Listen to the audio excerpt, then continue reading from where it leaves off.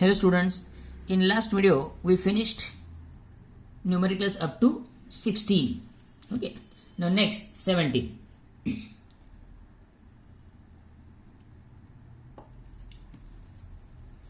See, a 25 microfarad capacitor given. C 25 microfarad capacitor conversion करून घेतलं मायक्रोफॅरेडचं फॅरेडमध्ये -6. 0.1 henry inductor L 0.1 henry 25 ohm resistor R 25 connected series with AC source of E is equal to 310 sin of 314t volt. What is the frequency, reactance, impedance, current and phase angle of the circuit? 4-5 parameters आपल्याला काढायचे आहेत. एक एक बघूया. पहिलं काय विचारलेलं आपल्याला frequency. So will compare just. So E is equal to E0 sine omega t. Omega t जर कम्पेअर केला तर तुम्हाला बघा इथे दिसतो साइन ओमेगा टी. ओमेगा किती आहे तुमचा 314. ओमेगा किती आहे 314. Okay, but omega is equal to what 2 pi f. So 2 pi f is equal to 314. F is equal to 314 upon 2 pi. आता 314ला मी कसं लिहू शकतो 3.14 इंटू 100 अपॉन 2 पाय म्हणजे 6.28. हे बरोबर दुप्पट आहे बघा. So 1/2 100 upon 2 50 hertz. फ्रिक्वेन्सी किती मिळाली आपल्याला 50 हर्ट्ज. पुढे विचारलंय रिॲक्टन्स विचारलंय. आपण दोन्ही रिॲक्टन्स काढू, इंडक्टिव्ह रिॲक्टन्स पण काढू आणि कॅपॅसिटिव्ह रिॲक्टन्स पण काढू. हां, रिॲक्टन्स जनरल विचारले आपल्याला. सो दोन्ही काढावं लागतील. एक्सेल काढू आपण अगोदर. एक्सेल इज इक्वल टू काय ओमेगा एल. ओमेगा काय 2 पाय एफ एल. 2 इंटू पायची व्हॅल्यू टाकली, एफची व्हॅल्यू टाकली, एलची व्हॅल्यू टाकली, वरनं 0.1 henry. So that give after solving this 31.4 ohm. याचं पण युनिट काय असतं रेजिस्टन्स ओहम. एक्सेल एक्सी काय असतो 1 अपॉन ओमेगा सी. ओमेगाची किंमत 2 पाय एफ. हा सी तसाच व्हॅल्यू टाकल्या. 2 ही पाय हे फ्रिक्वेन्सी आणि सी किती आहे तुमचा 25 इंटू 10⁻⁻⁶. सो ती व्हॅल्यू पुटअप केली. ओके, सो आफ्टर सॉल्विंग दिस बघा 50 इंटू 2 हे 100 होतील. याला मल्टिप्लाय केल्यावर हे 314 होतील. हे 25 हे -4. एक मिनिट इथे -6 आहे म्हणत ना. Yes 25 into 10⁻⁻⁶. -6. ओके, मग आता हे मल्टिप्लाय केल्यावर 7850 10⁻⁶ हे वरजन +6 असं करायचं नाही. डायरेक्ट करू शकतो तुम्ही 7 पॉईंट वगैरे करून. बघा इथे जर मी काय करू शकतो 7.850. ओके, 3ने छोटा केला 3ने मोठा म्हणजे किती झालं असतं हे -3 झालं असतं. -3 वरजन काय झालं असतं +3 म्हणजे 1000 अपॉन 7.850. हे जर सॉल्व्ह केलं तर ते येतं 127.32. किती येईल ते 127.32. हा मिळाला आपला एक्सी. हा झाला इंडक्टिव्ह रिॲक्टन्स. हा झाला तुमचा कॅपॅसिटिव्ह रिॲक्टन्स. बरोबर आहे. पुढचा पार्ट बघू.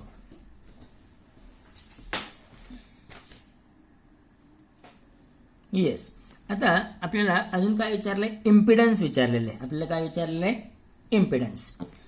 इम्पिडन्स म्हणजे काय total resistance of the circuit. Impedance म्हणजेच काय टोटल रेजिस्टन्स ऑफ सर्किट म्हणजे झेड. हे बघा झेड इज इक्वल टू काय फॉर्म्युला आपल्याकडे तिन्ही कॉम्पोनंट येतात. आपल्याकडे रेजिस्टन्स आहे, इंडक्टर आहे आणि कॅपॅसिटर. त्यामुळे √R² plus XL minus XC bracket square. जर समजा यातला एखादा कॉम्पोनंट नसेल तर तो पॅरामीटर जातो. फॉर एक्झाम्पल समजा हे दोनच असतं आर आणि म्हणजे रेजिस्टन्स आणि कॅपॅसिटर. हा फॉर्म्युला कसा झाला असता √R² प्लस XC². किंवा मागच्या वेळेस सारखं समजा फक्त रेजिस्टर आणि इंडक्टर असता तर √R² प्लस XL². कळते. आता तिन्ही कॉम्पोनंट आहे त्यामुळे काय येईल √R² plus XL minus XC bracket square. काही नाही, आरची व्हॅल्यू माहिती आहे आपण दिलेली, त्यांनी XL काढली आहे, XC काढला. सो 25चा स्क्वेअर 625 हे सबट्रॅक्ट केलं मायनस पण स्क्वेअर करून परत ते प्लस होतं. So 9196.81 plus this that give 9821.81. हे आपण लॉगबुकने काढू शकतो. After finding square root of this that is 99.1. Z किती आला 99.1. Okay, so this is impedance of the circuit. म्हणजे याचा अर्थ total opposition, total resistance of the circuit. आता आपल्याला पीक व्हॅल्यू काढायची, peak current. So peak current काय येईल तुमचं peak voltage upon total resistance. Total resistance म्हणजेच इम्पिडन्स 310 कम्पेअर केल्यावर आपल्याला बघा E is equal to E0 sine omega t असतं ना. म्हणजे E0 कम्पेअर केल्यावर काय असतो 310. इक्वेशन गिवन येते 310 99.1. हे सॉल्व्ह केलं की तुम्हाला मिळेल 3.12 ampere. R M S value काढायचे. फॉर्म्युलाचं आपल्याकडे I R M S is equal to I peak upon √2. I peak वरनं घेतला 3.12 अपॉन √2 ची व्हॅल्यू टाकली 1.414. After solving this 2.21 ampere. So this is I R M S value. अजून विचारलेले phase angle. अजून काय विचारलं आपल्याला? Phase angle. फेज अँगलचा आपल्याला फॉर्म्युला माहिती आहे कॉस फाय, याला पॉवर फॅक्टर पण म्हणतात. Cos phi is equal to R by Z.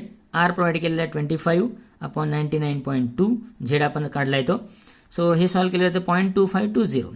Cos phi किती आला? 0.2520. फाय किती येईल? कॉस इनवर्स ऑफ दिस. आणि हे तुम्ही जर कॉस लॉगबुकमध्ये पाहिलं तर तुम्हाला 75.4 डिग्री. हां, जर आपल्याला कन्वर्ट करायचं असेल रेडियनमध्ये तर पाय बाय 180 ने काय करायला लागेल? मल्टिप्लाय करायला लागेल. सो 75 इन जनरल 75.4 म्हणजे जवळजवळ 75 झाले. हां, so 75 degree into pi by 180 ने जर आपण हे केलं तर हे कशात मिळेल आपल्याला? Radian. 1.316 radian. Okay. So this is 17th. Now next one 18. 18 बघा आता. 18 काय? A capacitor of 100 microfarad. C capacity of 100 microfarad. Coil of resistance 50 ohm. Resistance दिलेले. हां, and inductance 0.5 henry. Inductance 0.5 henry. Yes. Are connected in series with 110 volt 50 hertz supply. AC दिलेला आहे म्हणजे R M S. So V R M S 110 आणि frequency 50 hertz. काय काढायचं आहे? I R M S value. काय काढायचं आपल्याला? I R M S value. Calculate the R M S value of current in the circuit. सोपं आहे. I R M S is equal to काय येईल? V R M S upon Z. Total resistance of the circuit. याच्यात 3 component आहेत ना ते, म्हणून याला इम्पिडन्स घ्यावा लागेल आपल्याला. Total current is equal to voltage upon resistance. Resistance कोणाचा येईल? सर्वांचं. सर्वांचं म्हणजेच काय? इम्पिडन्स. झेड. आपल्याला माहिती आहे झेडचा फॉर्म्युला काय? Square root of R square plus XL minus XC bracket square. मग सेपरेट एक्सेल काढून घेऊ, सेपरेट एक्सी काढून घेऊ. एक्सेलचा फॉर्म्युला माहिती आहे ओमेगा एल 2πfl. व्हॅल्यू टाकल्या. एक्सेल येतो तुमचा 157.1. एक्सी 1 omega C 1 omega 2πfc. Value टाकल्या सर्व गिवन प्रमाणे सर्व दिलेले गिवन आहे. After solving this we get 31.83. म्हणजे तुम्हाला एक्सेल मिळाला 157.1, एक्सी मिळाला 31.83. या व्हॅल्यू घेऊन ह्या इक्वेशनमध्ये टाकायच्यात. Okay. So equation 2 becomes R किती दिलेला आहे? 50. मग त्या व्हॅल्यू जर टाकल्या तर Z is equal to square root of R square आहे हा प्लस एक्सेल आहे हा minus XC bracket square. This one. हे सॉल्व्ह केलं, हे सबट्रॅक्ट केलं तर हे येतं 125.27. त्याचा स्क्वेअर, याचा स्क्वेअर हा, याचा स्क्वेअर हा. स्क्वेअर करताना तुम्ही लॉगबुक वापरू शकता. 2 लॉग ऑफ. हां, 2 लॉग ऑफ दिस. याची लॉगची व्हॅल्यू पाहायची, 2 ने मल्टिप्लाय करायचं, जे येईल त्याला अँटी लॉग पाहायचं. हे आन्सर येतं. सो 2500 प्लस 15700 हे ॲड केलं आणि मग हे ॲड केल्यानंतर याला मी जर 4 घर इकडे सरकवलं तर 4ने छोटा 4ने मोठा. याचा स्क्वेअर रूट येतो 1.349. 10⁴ 10⁴ म्हणजे 100. 2 डेसिमल सरकतील. Z 134.9 ohm. हा झाला इम्पिडन्स. आणि मग हा इम्पिडन्स घेऊन आपण आपल्या इक्वेशनमध्ये टाकायचं. Okay. I R M S equal to V R M S upon Z. V R M S किती आपल्याकडे? 110. हां, आणि आता झेड काढला तो व्हॅल्यू. झेड किती आलेला आहे आपला? 134.9. So 110 upon this 110 upon 134.9. So after solving this we get 0.8155 ampere. So I R M S 0.8155 ampere. Correct. So this is 18. Next one 19. 19 बघा, मी वाचतो. Find the capacity of capacitor which when put in series with a 10 ohm resistor makes a power factor equal to 0.5. assume 80 volt 100 hertz AC supply. तसा आता हा नवीन syllabus नुसार नाहीये, पण सोडून ठेवू आपण. आर किती आपल्याकडे? 10 ओहम. कॉस फाय किती केलेला आहे? Power factor 0.5. R M S value व्होल्टेजची किती आहे? 80 व्होल्ट. आणि फ्रिक्वेन्सी किती आहे तुमची? 100 हर्ट्ज. सोपं आहे. आपल्याला काय विचारले त्याने? कॅपॅसिटी काढायची. मग आता कॅपॅसिटी काढताना आपल्याला हे करावं लागेल. एक्स इज इक्वल टू काय? 1 omega C 1/2πfc. C is equal to, हे एक्सी इकडे आणलं 1/2πfc. आता ॲक्च्युली आपल्याला काय हवं आहे ते बघा. C is equal to 2πfxc. पण एक्सी दिलेला आहे का आपल्याला? नाही. पण हे पॅरामीटर्स बाकीचे आहेत त्याचा वापर करून आपण एक्सी काढू शकतो. कसं आहे ते बघा. त्यासाठी for that Z is equal to square root of R square plus XC bracket square. हां, आता इथे फक्त दोनच कॉम्पोनंट आहे, रेजिस्टर आणि कॅपॅसिटर, म्हणून इम्पिडन्स किती आला, square root of R square plus XC square. Okay, मी लिहून ठेवलेले मुद्दाम. Here inductor is not that, that is CR circuit. हे सर्किट कोणतं आहे, सीआर म्हणजे कॅपॅसिटर अँड रेजिस्टर सर्किट. मग झेड स्क्वेअर स्क्वेअर केला दोन्ही साईडला, सो आपल्याला एक्सी पाहिजे ना, कारण एक्सी मिळाला की सी काढता येईल म्हणून. So XC square is equal to Z square minus R square. Correct. But हे झालं इक्वेशन 2. मग आता परत कॉस फाय पॉवर फॅक्टर दिलेला आहे, म्हणून पॉवर फॅक्टरचा फॉर्म्युला काय, R by Z. Z is equal to काय येईल मग, R by cos phi. R किती दिलेला आहे आपल्याला, 10 ohm. 10 ohm upon cos phi किती आहे, 0.5. 10 अपॉन 0.5 दॅट गिव्स 20 ओहम. म्हणजे तुमचा इम्पिडन्स किती आला, 20 ओहम. ही व्हॅल्यू घेऊन आपण इथे येऊ, म्हणजे मग आपल्याला ही व्हॅल्यू माहिती झाली आहे. ही माहितीचं याच्यावरनं काय काढता येईल, एक्सी स्क्वेअर. बघा, so XC square is equal to Z किती आला आपला इम्पिडन्स 20चा स्क्वेअर मायनस आर किती प्रोव्हाइड केलेला आहे, 10चा स्क्वेअर इज इक्वल टू याचा स्क्वेअर 400, याचा 100, सबट्रॅक्शन 300, एक्सी स्क्वेअर 300. स्क्वेअर रूट केल्यावर काय येईल तुमचं, 10√3. स्क्वेअर रूट केल्यावर काय येईल, याचं 3 × 100. 100चा बाहेर काय येईल, 10, आणि हा आतमध्येच 10√3. आता ही व्हॅल्यू घेऊन आपण इक्वेशन आणलं जाऊ शकतो, कारण आपल्याला सी पाहिजे ना. हे बघा, काय काढलं आपण आता, एक्सी काढला. काय काढला आपण, एक्सी. मग हा एक्सी घेऊन इथे येऊया. So C is equal to 1 upon this value. हे बघा, C is equal to 1 upon 2π into this. एफची व्हॅल्यू 100 प्रोव्हाइड केलेली, हा सी आहे, सॉरी हा एक्सी आहे. 10√3 जो आपण आत्ता काढला तो 10√3. बस 2 पायची व्हॅल्यू टाकली, हे 10⁻², आणि हा 10 म्हणजे 10⁻3, आणि √3ची व्हॅल्यू 1.732. करेक्ट. सो हे सॉल्व्ह केलं पूर्ण, हे मल्टिप्लाय, तर 10.87, 10⁻3, 1. एकने छोटा एकने मोठा, हा 10⁻4 होईल, वर जाऊन -4. याचा रेसिप्रोकल काढला 0.919 10⁻⁻4. मग डेसिमल शिफ्ट केला, एकने मोठा एकने छोटा, म्हणजे हा -5 होईल, हा 9 पॉईंट होईल. 9.19 इंटू 10⁻⁻5. 19 म्हणजे जवळजवळ 2, 90 म्हणजे 20. So 9.2 into 10⁻⁻5 farad. कॅपॅसिटीचं युनिट काय, farad. 20. Find the time required for a 50 Hz alternating current to change its value from 0 to the RMS value. हे पण तसं सोपं आहे. बघा, find the time required for 50 hertz. Frequency किती आहे, 50 हर्ट्ज. ओके, हां, काय विचारले त्याने, find the time required for 50 hertz alternating current to change its value from 0 to the RMS value. आता RMS व्हॅल्यू, RMSचा फॉर्म्युला काय आपल्याकडे, I is equal to I0 upon √2. Actually हा RMSचा फॉर्म्युला, पण आपल्याला हा रेग्युलर फॉर्म्युला टाकायचा, कोणत्या, इन्स्टंटेनियसच आपल्याला RMS काढायची. लक्षात घ्या, इन्स्टंटेनियसच आपल्याला काय काढायचे, RMS काढायचे. म्हणून instantaneous current is equal to I0 sin ωt is equal to, आता I is equal to I0 upon √2 हे आपल्याला नोन आहे. मी जर हा I0 इकडे आणला तर काय होईल, I अपॉन I0, इथे काय होईल 1 अपॉन √2. मग I अपॉन I0 ची व्हॅल्यू काय झाली, 1 अपॉन √2. ओके, नाव इथे बघा, I is equal to I0 sin ωt हा आपला फॉर्म्युला आहे. मी इकडे I0 आणतो, म्हणजे काय झालं, I upon I0 sin ωt. पण आपल्याला हे गिव्हन आहे, एक प्रकारचं गिव्हन म्हणजे आपल्याला नोन आहे, हे नोन आहे. सो I अपॉन I0 ची व्हॅल्यू आपण किती काढू शकतो, 1 अपॉन √2. सो ही व्हॅल्यू किती आली, 1 upon √2. 1 upon √2 is equal to sin ωt. Sine किती 1 अपॉन √2 असतो, 45. म्हणजे याचा अर्थ हा जो अँगल आहे, हा अँगल काय असेल तुमचा, 45. 45 म्हणजेच किती रे, π/4. 45 म्हणजेच किती, π/4. बघा इथे लिहून ठेवले, साइन 45 किती असतो, 1 अपॉन √2.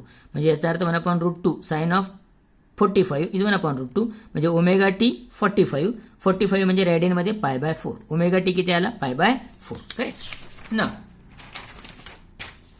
ωt π/4. ओमेगा म्हणजे 2πf, t π/4, π कॅन्सल. करेक्ट.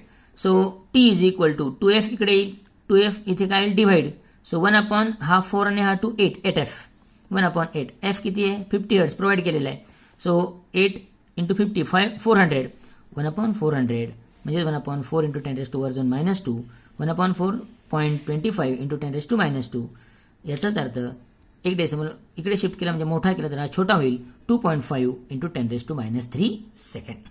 बरोबर आहे. So this is 20. 21 बघा. Calculate the value of capacity in picofarad. Picofarad म्हणजे किती? 10⁻12 which will make 101.4 micro henry inductance. Okay, L किती आहे? 101.4 micro henry. Yes, micro -6, so -6 henry. Okay, पुढे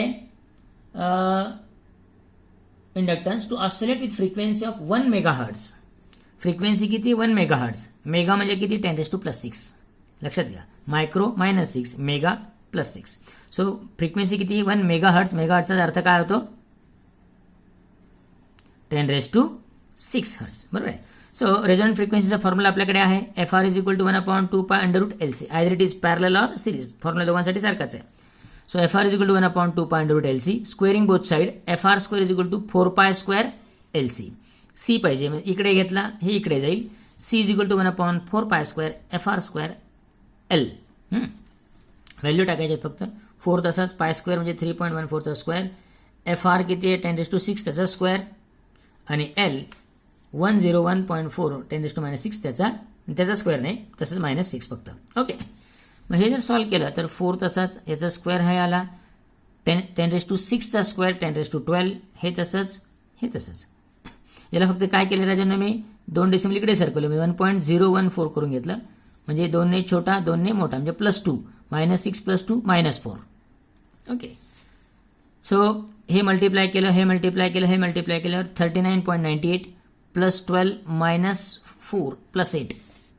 त्याच्यानंतर याचा रेसिप्रोकल घेतला किंवा याला ॲडजस्टमेंट केलेले आहे. समजा मी जर 3.998 केलं, एकने छोटा एकने मोठा म्हणजे 9 होईल, वर जाऊन -9 होईल. बरोबर आहे. आणि मग 1/3.998 चा रेसिप्रोकल 0.2497 येईल.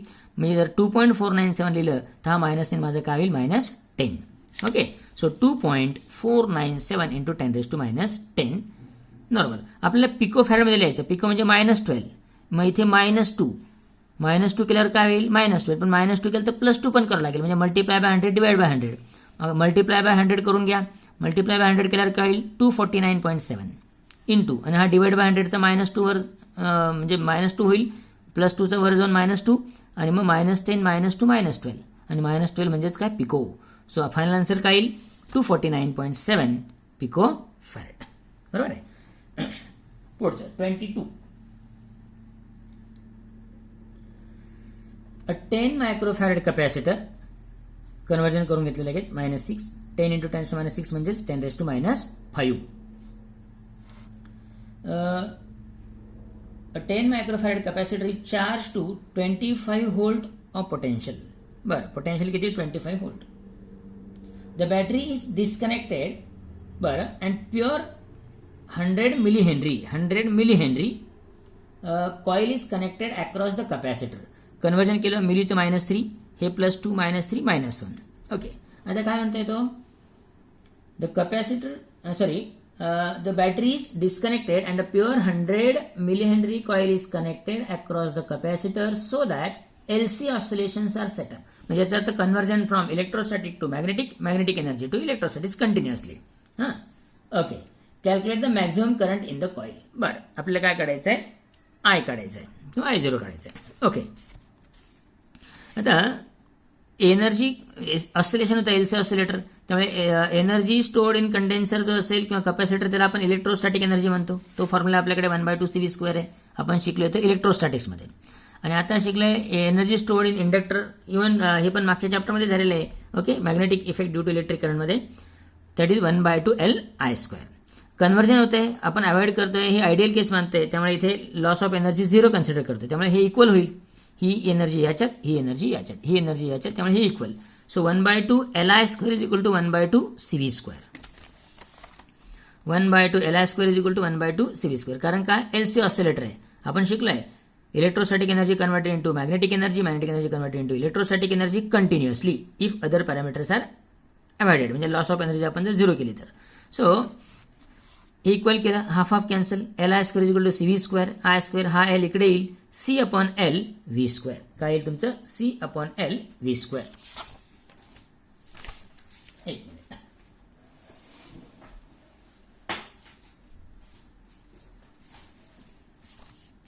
नाव कंटिन्यू करू आपण हे. इकडे बघा, I square is equal to, आपला फॉर्म्युला काय इथे काय आलं होतं आपला, I square is equal to C upon L V square. Okay, so I square is equal to आपला सी किती आहे 10⁻⁵, आपला एल किती आहे 10⁻⁻1, आपला व्ही किती आहे 25 त्याचा square. So I square is equal to 25 square -5 आणि हा +1 -4 स्क्वेअर रूट घेतले दोघं साईडला. आय इज इक्वल टू याचा स्क्वेअर रूट 25 आणि याचं -2. So 25 × 10⁻², that is 0.25 ampere. I किती येईल तुमचा 0.25 एम्पियर. करेक्ट. आता शेवटचं आहे तसंच टाईपचं आहे. 100 मायक्रोफॅरेड कॅपॅसिटर कन्वर्जन करून घेतलं. 100 म्हणजे 10⁻², -6 -4 चार्ज विथ 50 व्होल्ट. हा 50 आहे, 50 volt supply. Then source supply is removed and capacity is connected across inductance. बरं, मागच्या वेळेस सारखंच आहे. As a result of which 5 ampere current flows through the inductance. इंडक्टरमधनं किती करंट पास होते 5 ampere. Calculate the value of inductance L. So same situation आहे, फक्त इथे पॅरामीटर दिलेले वेगळे आहेत आणि काढायचं वेगळं आहे. So according to condition energy काय होईल एलसी ऑसिलेशनमध्ये, electrostatic to magnetic and magnetic to electrostatics. त्यामुळे कंडिशननुसार हे दोन्ही काय असेल equal. Energy stored in capacitor is equal to energy stored in inductor. मागच्या वेळेस सारखंच 1/2 CV square is equal to 1/2 LI square. L is equal to V square. Okay, हा इकडे जाईल ना आता. एल इज इक्वल टू म्हणजे V square upon I square into C. कळले का. एल इज इक्वल टू हा इकडे जाईल V square upon I square into C. एकत्र V upon I bracket square C. V किती दिलेला आहे आपल्याला 50, बरोबर आहे. आय किती आहे 5. So 50 upon 5 square. 50 अपॉन 5 म्हणजे 10चा स्क्वेअर म्हणजे 100. 10 स्क्वेअर आणि हे 10⁻⁴ 10⁻² म्हणजे 0.01 हेनरी. So 0.01 Henry. करेक्ट.